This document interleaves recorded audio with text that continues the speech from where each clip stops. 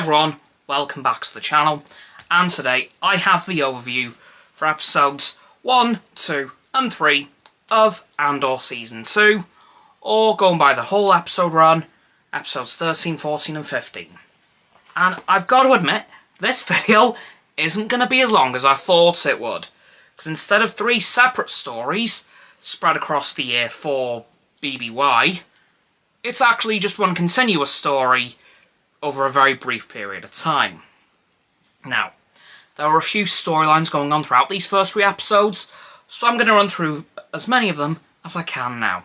So, first of all, the one that changed the most was the Imperial half of this, and this episode reintroduced Ben Mendelsohn's Director Krennic, who, of course, as we know, is the head of the Death Star development project, which it seems is very much underway by this point, because he is looking for a specific resource to, by the looks of it, become the focusing lens for the Death Star's super laser.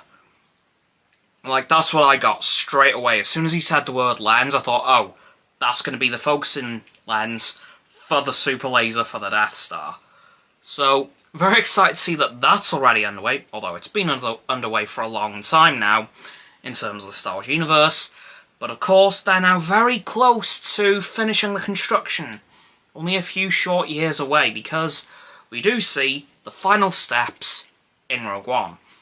And then, of course, the first test. So we're very close to seeing that in action. Now, the next part of the Imperial storyline was Deirdre returning home to Coruscant and just seeing her home life, basically. So, the Imperial storyline very much was the least interesting, I think. Now, next we have Mon Mothma's storyline in these episodes, which was preparing her daughter for her arranged marriage, which we saw the seeds of in the last season. Now, I do just want to say, unlike my predictions, these episodes do not take place straight after the end of last season. In fact, there's a whole year between them. So yeah, we don't really see much of the immediate aftermath. Well, actually, we don't see any of it at all. But it now seems that the arranged marriage between Mon Mothma's daughter has now happened. So that would be my third most interesting plotline of these 3 episodes. Next up, we have Cassian's friends, who helped start that rebellion at the end of last season, on a new planet after seemingly fleeing from that planet, unfortunately come into an entanglement with the Empire again, because the planet they're on is now being inspected by the Empire.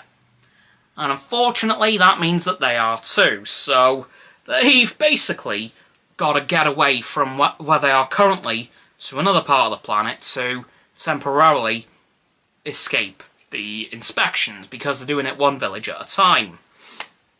So, the whole gist of these 3 episodes was trying to find Cassian and get the hell out of there. But unfortunately, they don't hear from Cassian soon enough, so they've just got to go. However, unfortunately, not everyone survives. Which brings me along to Cassian's story, because his was the most varied out of everyone.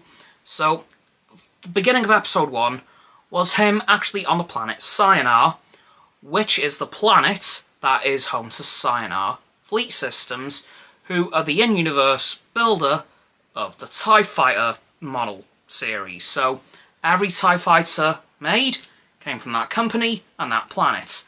And Cassian posed as an Imperial test pilot, testing out a new TIE model, which I've never seen before, so I'm assuming it never goes anywhere, even though it's actually quite an intuitive design. Lots of technology on it, but he poses as a TIE Fighter test pilot to basically steal the fighter and get off the planet, which works until he arrives at his destination, where he's due to meet up with somebody and then fly back to Luthen, because a band of rebels has killed the person Cassian was supposed to meet, and as a result don't know who Cassian is, and think he's an Imperial test pilot, and capture him! Uh-oh. And then the band of rebels actually has a bit of a schism halfway through the first episode. They actually divide into two warring factions. Now, throughout those two episodes, they're trying to kill each other. But then in episode 2, Cassian manages to escape with his new time model. And then at the very end of episode 2, we find out what the planet is, and I screamed. Because it was none other than Yavin 4. The home of the Rebel Alliance in Rogue One and A New Hope. So, in just a few short years, Cassian will be back on that very same planet. I can't imagine he's going to be looking forward to going there very much. But eventually he makes it back to his friends, as I said. He kills all the Imperials there, manages to get all the surviving friends of his onto his new TIE fighter, and then the episode's ended. So yeah, that is it for the overview for episodes 13, 14 and 15, or episodes 1, 2 and 3, of Season 2 of Andor. So please, like the vid, subscribe to my and Roxanne's channel, so the link is down in the description. My sub button is down there, please click those. Then the bell icons to get both sets of our notifications.